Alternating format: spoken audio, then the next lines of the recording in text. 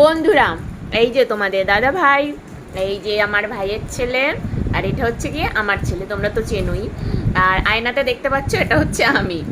আর তোমাদের দাদা ভাই সন্ধ্যাবেলা নিয়ে এসছে ফুচকা। এই দেখো, সবাই মিলে আমরা খাচ্ছি ফুচকা। ছেলের ফোড়া উঠেছে, কিন্তু তাও ওকে একটু খাওয়াবো, কারণ হচ্ছে গিয়ে ফোড়াটা যাতে তাড়াতাড়ি পেকে যায়। আর ছেলেকে আজকে তোমাদের দাদাভাই করে দিয়েছে টাক। এত গরম না, স্কুল ছুটি আছে যার জন্য। আর আমার ভাইয়ের ছেলেটা দেখো, জল দিয়ে ফুচকা খাবে না, ও খাবে এমনি শুকনো শুকনো ফুচকা, যার জন্য ওকে শুকনো ফুচকা দেওয়া হলো। আর ফুচকাওয়ালার দায়িত্বটা নিয়ে নিয়েছে তোমাদের দাদা ভাই। ওই দেখো ফুচকা ভাঙছে, তার মধ্যে আলু ভরছে, আবার টক জলও দিয়ে দিচ্ছে, নিজেও খাচ্ছে আমাদেরও খাওয়াচ্ছে। এই দেখো আমাকেও দিয়েছে।